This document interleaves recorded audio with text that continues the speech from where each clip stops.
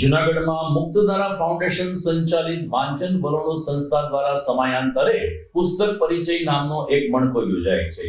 આ વખતના મણકામાં નરોત્તમ પલાણ લિખિત હું પુસ્તકનો પરિચય આપવા માટે જૂનાગઢના જાણીતા ઇતિહાસવિદ અને સંશોધનકાર ડોક્ટર પ્રદ્યુમન ખાચર પ્રેમાનંદ વિદ્યા મંદિર ખાતે ઉપસ્થિત રહેશે। તારીખ 28મી ફેબ્રુઆરી અને શનિવારે સાંજે 5:30 કલાકે હું પુસ્તક અંગે ડોક્ટર પ્રદ્યુમન ખાચર પોતાના પ્રતિભાવ અને પોતાના વિચારો રજૂ કરશે।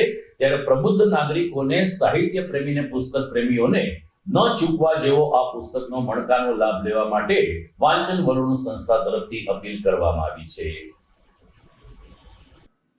આપણા સાહિત્યકાર શ્રી નરોત્તમ પલાણે 2007માં હુહુ નામની નવલકથા પ્રગટ કરી છે, જે અગાઉ અખબારોમાં કોલમ સ્વરૂપે પણ આવી હતી।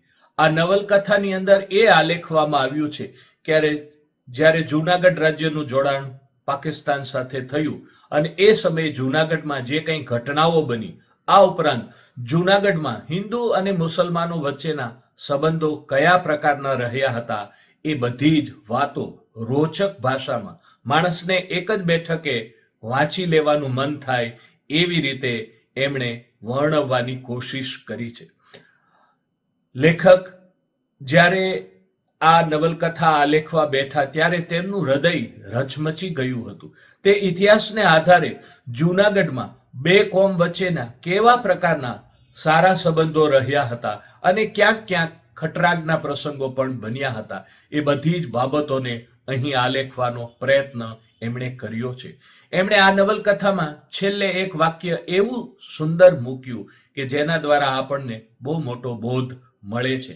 એમણે એમ કહ્યું, શામળદાસ ગાંધીને હસ્તે જ્યારે તિરંગો ઝંડો ચડાવવા માટે હિન્દુ, મુસલમાન, ખ્રિસ્તી અને પારસી ઊભા હતા, પણ ત્યારે એના ગળામાંથી હિન્દુ મુસ્લિમ એકતાનો, ભાઈચારાનો નવલખો હાર જાણે કે ચોરાઈ ગયો હતો।